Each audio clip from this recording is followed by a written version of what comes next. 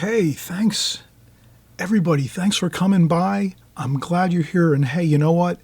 We're going to have a great time painting some simple boats here on the marshes and the water. Beautiful sky washes. We're going to do this gorgeous scene. I'm going to explain everything A to Z. You're looking at the finished painting. We'll go through it all. The prep work, the design, pencil drawing, as well as the painting, everything soup to nuts. And we're going to have fun doing it. I'll explain every step of the way so you can finish and complete a painting just like this. It'll look just as good because we've gone through all the steps, everything you need to know, all the knowledge you'll have once you've been through this video. So let's get started in just a few seconds. I wanted to put the finished painting up first so you can see it. You can take a picture of it. You can save it to your device, your iPad, your iPhone, your Samsung, anything you have, you save it. You set it up across from you when you're working in your studio, or if you work at your kitchen table, wherever you work to do your paintings. You set this up real nice so that you have the finished painting right here in front of you, and then you're just going to work right from this. And so you'll do that once you go through the video. So the best process is watch the video one time through, take some notes if you have to, or you might not need to. Scratch down some notes if you feel you might, maybe the colors or so forth. And then you come back, have this up on your device, or if you want to, print it out on a piece of paper with your printer, however you want to do it. I know everyone's savvy in different things, and maybe some of you are great with computers and all that. So you can come up with a different way to have this in front of you when you're painting. Once you're done looking at the video, you watch everything, then you set this up across from you and you work right from this finished painting. And you'll have a lot easier time trying to get the same exact look that you want for your watercolor. And it's, of course, the glazing technique. So we're going to cover everything you need to know. Okay, we'll be right back.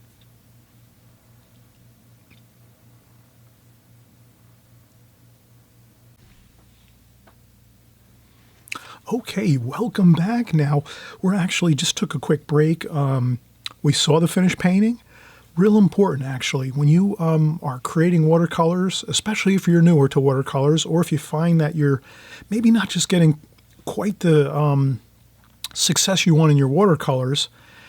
I'll tell you one of the greatest things, and this is just my opinion, every watercolor artist that's professional will tell you different things, and you read in books or you see on YouTube channels and so on and so forth. Obviously, you're gonna hear a lot of information, but I'll be honest.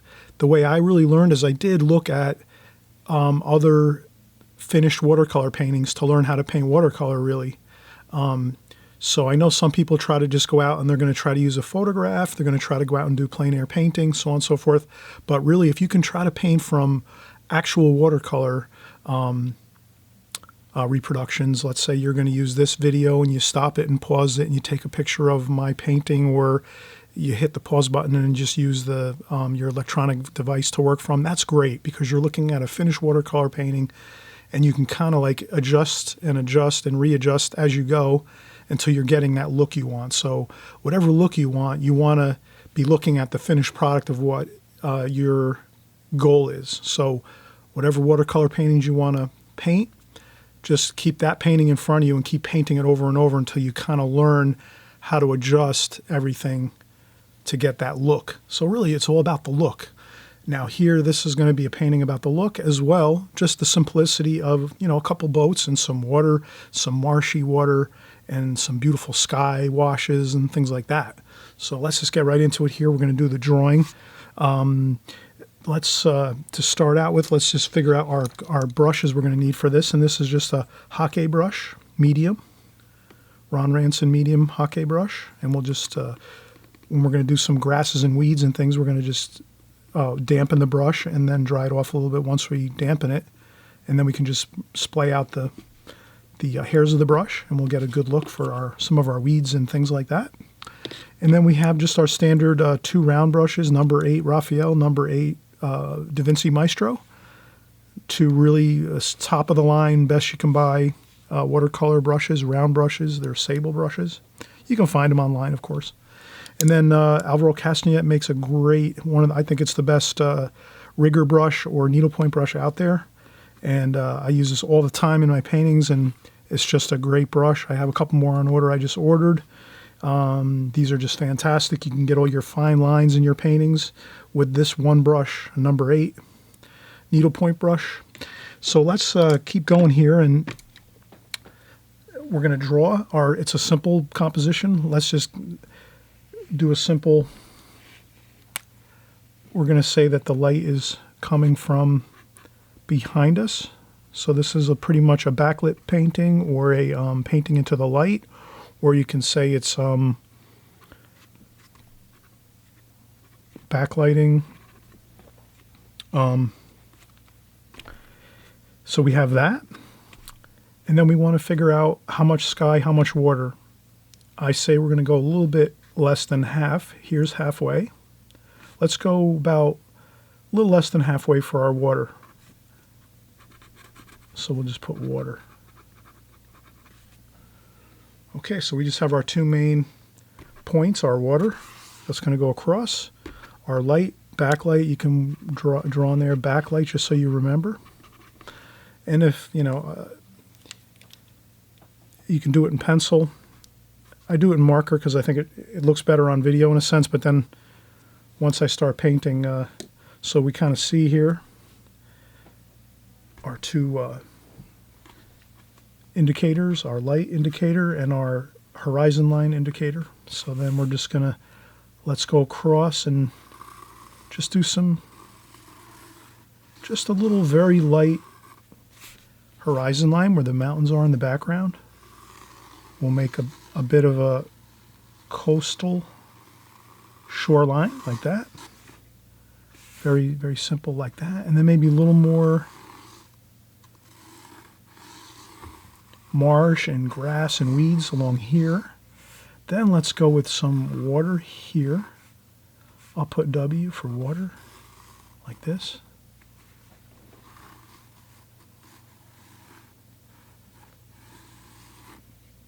And then some more weeds and things, so grasses, and so we're going to sort of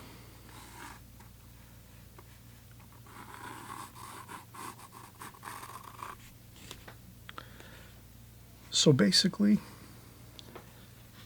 I'll go darker with my pencil line so you can kind of see a little better. So the first thing we did is we got our slightly undulating hills in the background, mountains. Then we went with a softer line for the shoreline.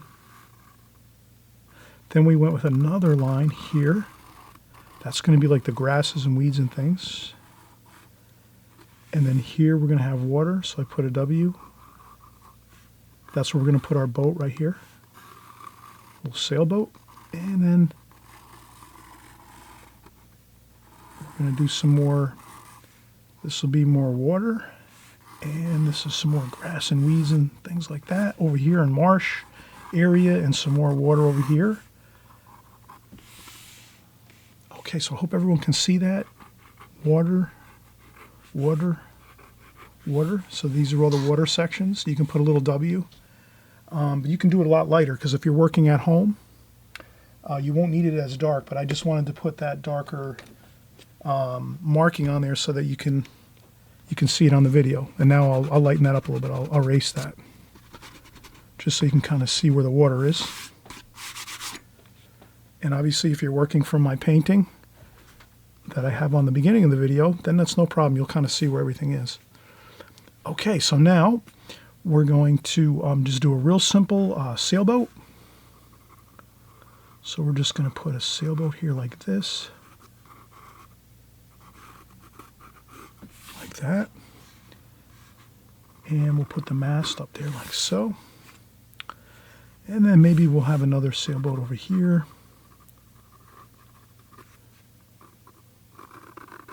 Like that. And this one a little bit higher up with the mast. Like that there. And then maybe another one over here. A little more off in the distance, this one here. So here we just did 3 simple boats. And the shapes are very simple. We can kind of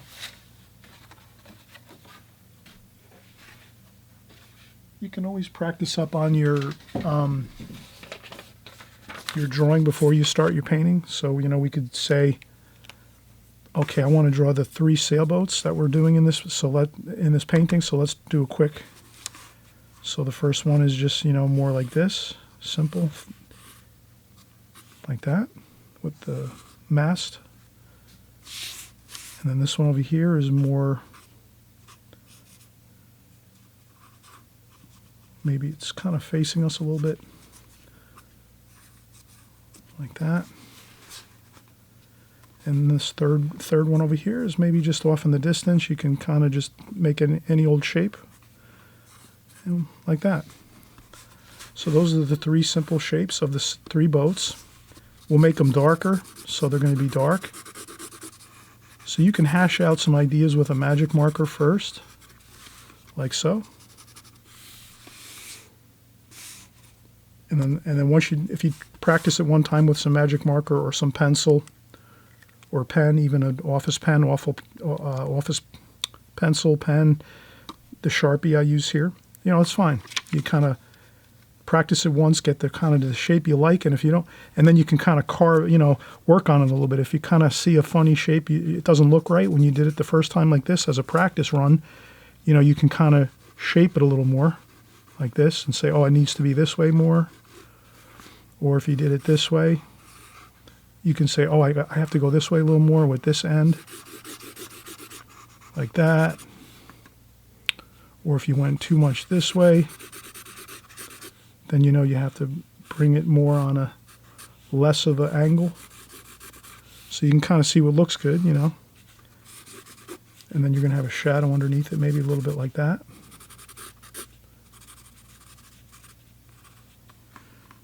And then like you just practice the shadow a little bit.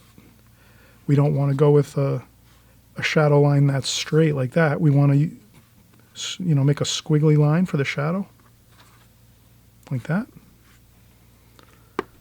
Okay, so we do a little practicing first with a magic marker, and then when we go into the painting, we have this across from us in our studio on the table. A little more of a game plan going in. And then we'll also get our paint ready before we start painting, which is also another good thing you can do. I think it's a great idea. What do you think? Put some paint out first, get your colors out there. The way you mix them a little bit, get them out there. They're ready to go. And then when you start painting, you can just go right into your palette and put it right onto the painting quickly. This way you're going to have a fresher, looser painting because you're already prepared and you just go right in and do it. And it's more of a looser feel as you paint. If you're just going a little bit at a time and you're not sure about what colors you're using, you're going to tend to be slower. You won't have a rhythm to your painting. So if you want to get your painting into a rhythm, rhythm is real important. If you can get all your paints out on the palette, we're going to show you how to do that in about just a minute or two. Once you get those paints out there, you'll be ready to get into the painting with a rhythm. You have all your paints ready, and you'll go in and do it. Okay, let's take a quick break. We'll be right back. We'll start our painting portion of this beautiful, fresh, simple boat scene. Okay, I'm glad you're back with us here, and we're going to get started into our painting here. And like we just discussed a few minutes ago, we're going to definitely prep our palette with our paints, our paint selection, so that we're ready to just start going in and working on our palette. So we're going to go with a simple sky. So what I'll do is I'll basically use my Kolinsky sable brush, my Da Vinci. We'll get some French ultramarine blue, some cobalt blue, a little bit of burnt sienna in there, just a tiny bit. If you see it goes a little bit darker, that's okay, because it's going to dry lighter. In watercolor, we always know that it's going to dry lighter than when we put it down on the paper. So watercolor dries about 50% lighter. So if you're putting it down on the paper, imagine it's going to dry half as light as what you're putting it down. So you can go pretty dark on your sky, and it's going to be okay. French ultramarine blue with a little bit of that burnt sienna. Maybe a little sap green over here, and the same mix, just adding a little sap green to it. And we'll keep this a simple mix. Maybe a little orange. We'll put a little bit of orange.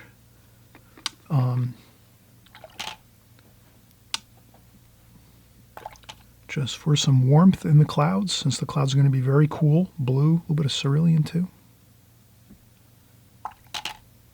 French ultramarine blue, cerulean, a little bit of burnt sienna. Okay, looks good. Now, another great fun thing I learned with watercolor with skies is you can actually, you have to start out with fresh, clean water. So I have fresh, clean water here. There's a little bit of paint in there now since we were just doing a little bit of mixing, but you can see that's pretty fresh, pretty clean water. You can take clean water and then just add a little bit to the sky on your paper.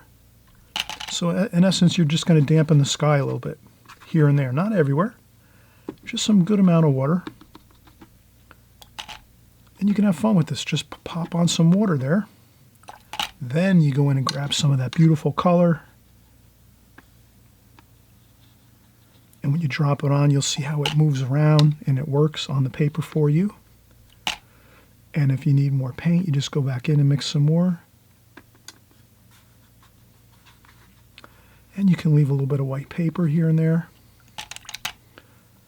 And then once you get that first bit of wash on here like so, you can get some darker. You can put some darker wash here and there at the top. The sky usually gets lighter as it goes to the bottom. And now you see the paper is pretty white here. Lots of watercolor paint here. And then we just slowly, with a damp brush, you just rinse off your brush and then shake out some water. You can also take some water off on a tissue off your brush. You don't want too much water on there now at this point. You just want to have a little bit of a damp brush, and you can kind of just bring your sky wash down. And you can bring it right down here, also into the water. We said here we have water. Here's some water. And you can darken it up here and there, the water. So now we're going in the water. That boat's going to be dark.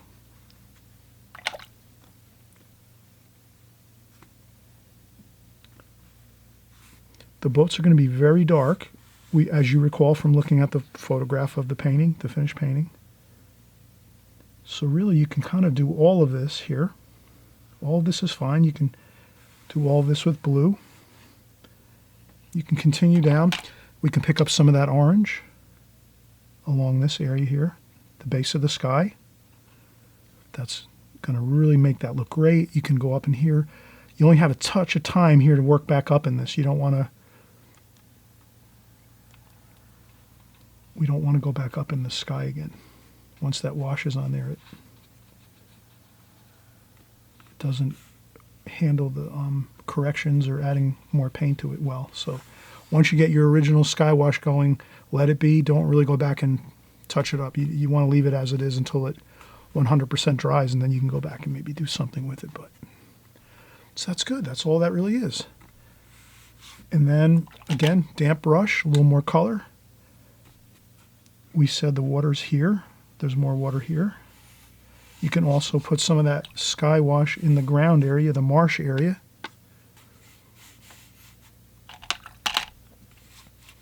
Just a little bit though. We don't want to go too dark because we're going to go over that with green. So we could add some of that sky wash to the entire lower section here too. Just a lighter version of the sky. We want to leave that sky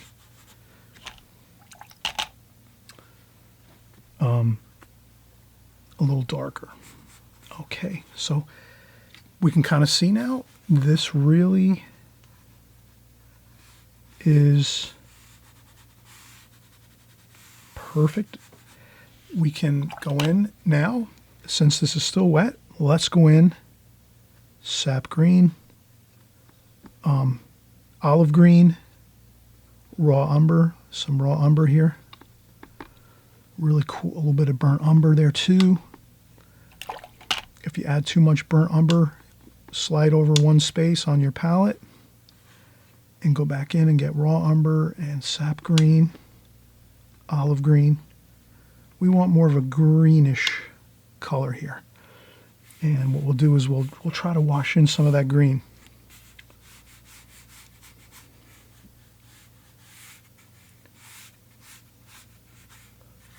Here as well.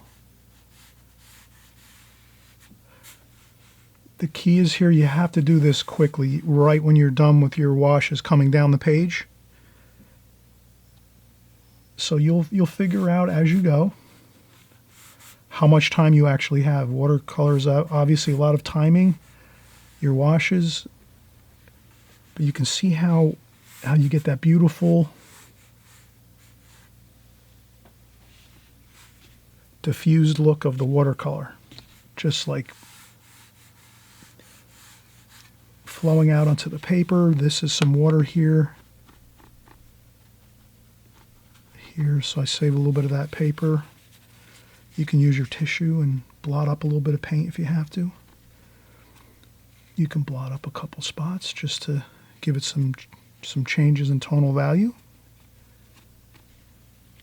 And that's it. Now we're pretty much, wow, we are almost finished with the painting now. All we got to do is add in our boats and we're completed, and the distant mountains as well. So we'll come in and we'll do the mountains next, and the boats. So I think we'll have to actually do this in 2 more glazings. So we're doing a glazing technique here. This glazing's finished. We're gonna let this dry for like a half an hour. So this is the key to this method of glazing. The glazing method, the key is we have to let this dry like almost 100% dry to the touch before we go in and do the boats and the distant mountains. So let's do that. I'm going to take a break now for a half an hour, watch some TV, do a few things around the studio here, and we'll come right back and we'll finish up this painting. It's a real beautiful loose painting. And I just wanted to mention too, if you like this, please give me a thumbs up. I appreciate that very much. If you don't like it, you can thumbs it down too. Fine. And also, if you want to subscribe, that's great. Every week we come here, we do videos every week.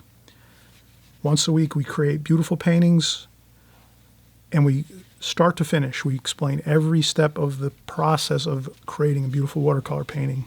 Everything. Prep, drawing, painting, finishing it up, the details, the whole enchilada. So hold on, we'll be right back. I'm taking a break for half an hour. Bye-bye.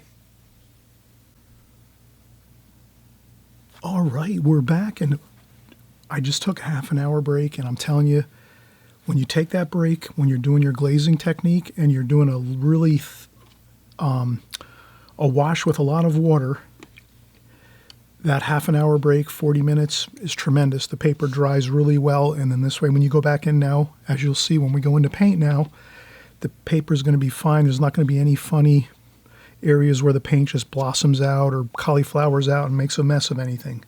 So that's the key here. So we have our water. We're going to do the distant mountain now. So let's do, now here, key point is straight paint with very little water. So I dry off my brush with a tissue. So I rinse my brush off, dry it off with a tissue, and then go in and grab my paint. A little bit of raw umber, a little bit of cerulean blue, maybe a little bit of cobalt blue, maybe a little bit of burnt sienna. And another important thing here is let's not mix all these colors that we're putting out onto the palette and just do the blender thing, you know what I mean? Like, we don't want to do that. We don't want to take, do the blender technique and just like this, because then we lose all the identity of the colors. Let's have this distant mountain have some variation in it. Variation looks great in watercolors. I think you're going to agree with me on that. So now we go in and we just pick up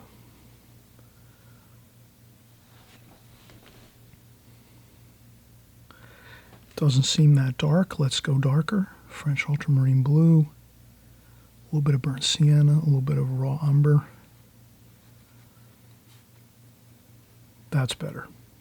Remember, this is going to dry lighter, so that looks about good. If it's this dark now, and then I just take my brush and go carefully across, keeping that nice line here. And if you tend to go off the line a little bit, no big deal. You can just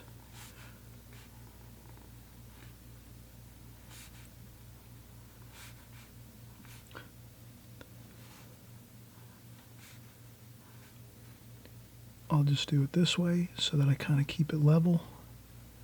So, you know, if we do it this way, you can kind of keep a straighter line than trying to use the tip of the brush. You see how I was using the tip of the brush and it didn't look so good. So if we keep the brush just flat and go across, do a little of the undulation here so that you have that nice. And that's all you need to do. Look at that. Perfect. Now you have a perfect distant mountain. You made it somewhat, you know, the tonal value is, you know, a decent dark. It's not, it's going to dry a lot lighter than this, than you see right now. And that's going to be perfect. And then if you want, since we just did this wash just now, you know, you can charge in a little bit of cadmium red maybe. Just to make it a little interesting. Add some cadmium red. Maybe there. Over here.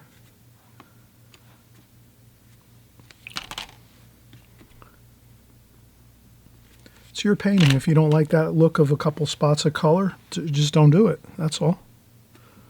Green. A little bit of green there. More green there. Then we can, I'm going to take a, I use this, let's see. This is, all right, that looks pretty good. A little cerulean blue.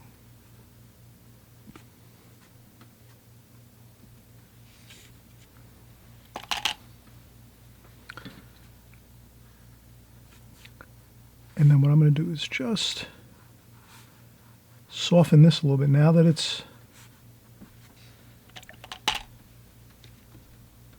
somewhat drying now, this distant mountain. I softened up a few spots so that it's not all just one hard edge. We want a little bit of those soft edges here and there.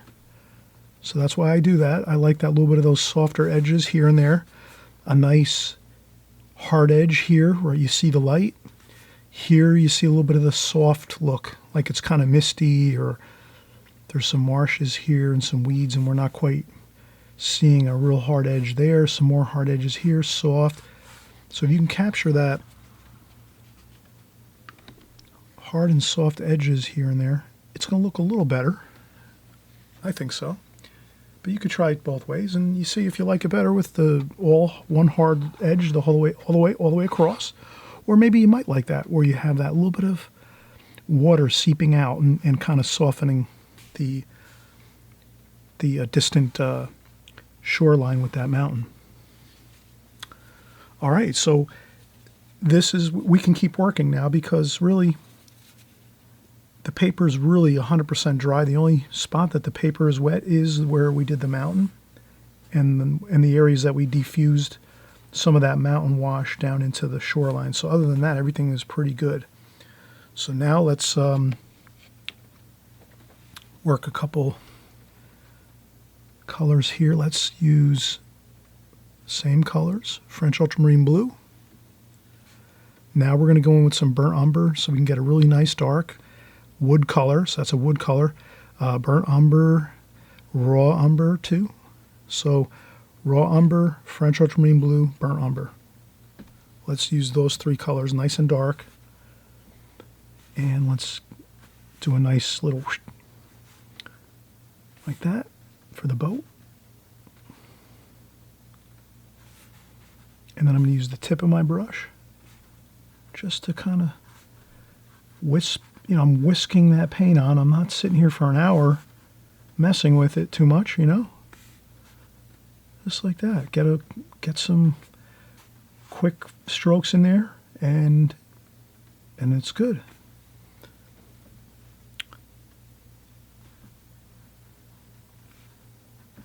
Then we can rinse off the brush, soften that edge. There we go.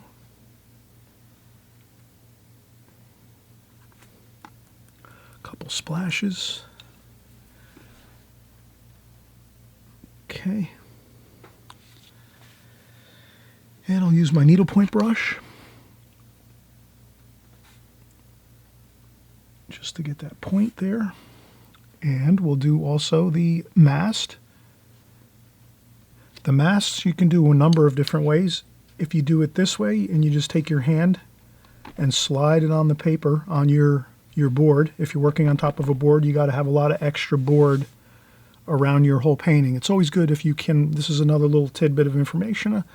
If you work on a board, always try to have your board that you're working on and you have your paintings taped down to, have it a good deal larger than your painting, because then you can rest your hand all around your board as you're working. Like this, and like this, and like this, and like this, and like this over here. So you can you'll always have extra space, and you don't, this way your hand's not hanging off in awkward positionings. You keep your board really large, and then you can rest your hand on it like I'm doing now. And then you can come on it from an angle over here and do this. So I'm going to get some like that, just to make the mast.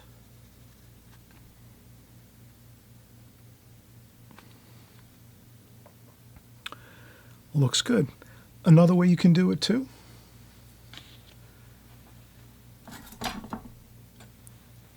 if you have a ruler, you can take a ruler, rest it on your board, raise it up like so, and you can take your brush and slide it along the ruler to get a straight line.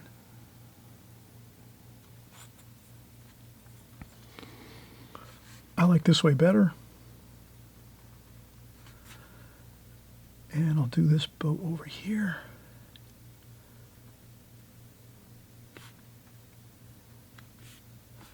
Now this is all grass and weeds and things, so we're not going to have that shadow we were looking at before. We were doing some reflections of the masts. If it was water, then you would see this. You would see those little reflections of the mast and the boat. But since we're working, and these are all weeds here for the most part, over here is actually water, and this is water over here, so we will have some reflections over here. And there we go.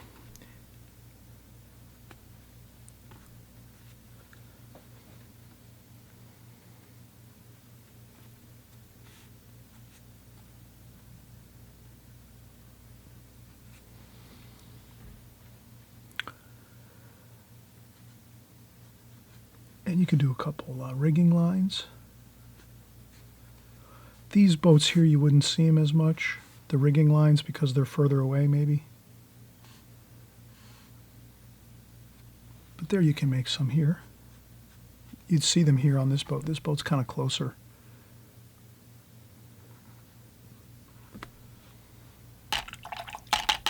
And that's really, we'll do a little more to this, but this is really getting close now to perfect. So I think what we'll do is we'll add a little bit of weeds with our Hockey brush, my Ron Ranson medium size. Got it from Cheap Joe's. And we're going to take this, dampen it up a little bit, shake the water out, splay out the brush like that. And we'll mix some paint with our brush here. I'm going to use leftover color there. That's olive green, raw umber, burnt umber. sap green, a little bit of French ultramarine blue, a little bit of cerulean blue. That's all. And we'll dip our brush in that like that. That's all we have to do with our Hake brush, like that. Okay, and then we just do a quick little. Perfect. A little more water. Burnt umber, French ultramarine blue, raw umber. Lots of raw umber, a little bit of olive green.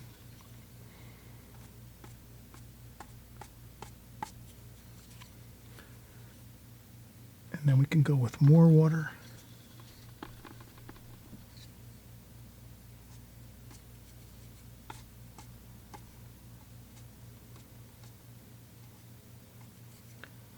And we just do a couple of those here and there. And that really gives it a beautiful look. That grass and those weeds like that just looks great. Gives it a much more interesting look. And again, we'll use that same color with we'll just mix in a little bit of our burnt umber, raw umber, olive green, burnt sienna, burnt umber, sap green, olive green, and that gives us a good color there. And then just a couple weeds. Then when you want to get smaller, you choke up a little bit. So if you're making bigger weeds in the front, in the foreground, you can hold the brush up high and do, big sweeping lines. Then as you get further away, add some blue, make it cooler, the wash. So I'll add some cerulean blue to that wash, make it cooler. Then you can, as we say, choke up on the brush like this, and then you rest your hand on the page on your board, and then you can do the little small ones over here, and you have control of your brush.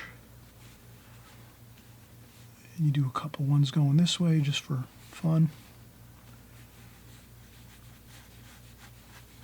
And that really is a fun thing to do. And I think we're pretty good. The only thing I can think of right now that we can do additional that's going to look great is we're going to get our titanium white with a little bit of, so we're going to use our titanium white paint with the tube just like this. We're going to take a little bit of yellow ochre, put it into the top of the tube and just mix it around a little bit so we have a little bit of that golden yellow ochre color into the titanium white. And now what we're going to do is a couple highlights. So here we want to just make this maybe a highlight there a little bit. Just a touch. Like that. That's just enough to really make it interesting. A little bit at the top. Some highlights always look great. A couple spots, just a few here and there.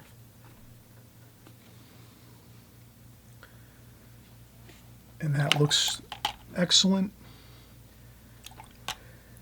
And I also see as we go, you'll notice there are sometimes things you left out. What I noticed I left out was a little bit of watercolor over here, some of that blue. So let's go in. French ultramarine blue, cobalt blue, a little bit of burnt sienna, a little bit of sap green just for some greenish color.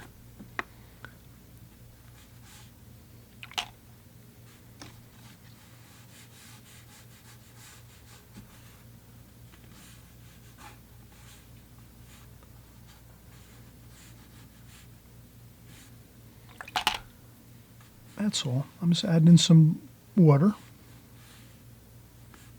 Color just to, this color here we can use to splash. We want some splashing here, just a little bit, like that. We can also do some shoreline color here. Just a few spots maybe to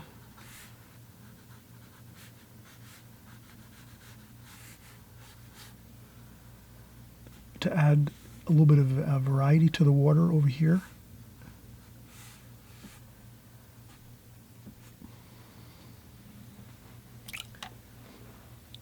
And I also noticed we could add a little bit of highlight to the shoreline. So I'll have my titanium white again. It still has that yellow ochre in it. And we'll take our needlepoint brush. And we could just add a little bit of shoreline like that. Just a few spots.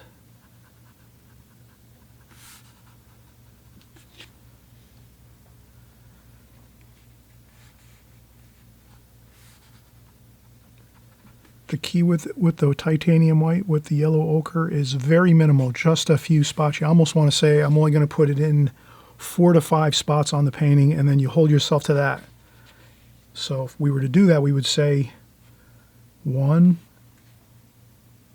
2, a little bit there, right? 1, 1, 2, a little bit here, 3, 4, 5. That's it. And then you go, all right, a little more, another 2, 1, 2, and 1 more. Perfect.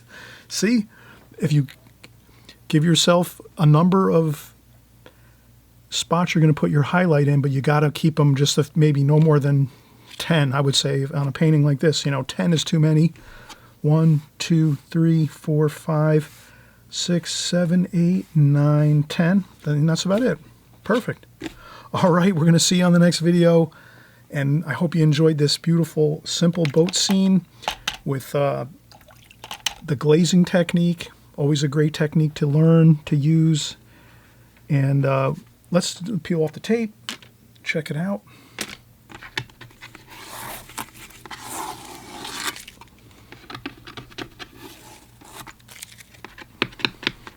And of course, we saw the painting finished in the beginning of the video, but just one more time. Maybe we'll zoom in here just a little bit.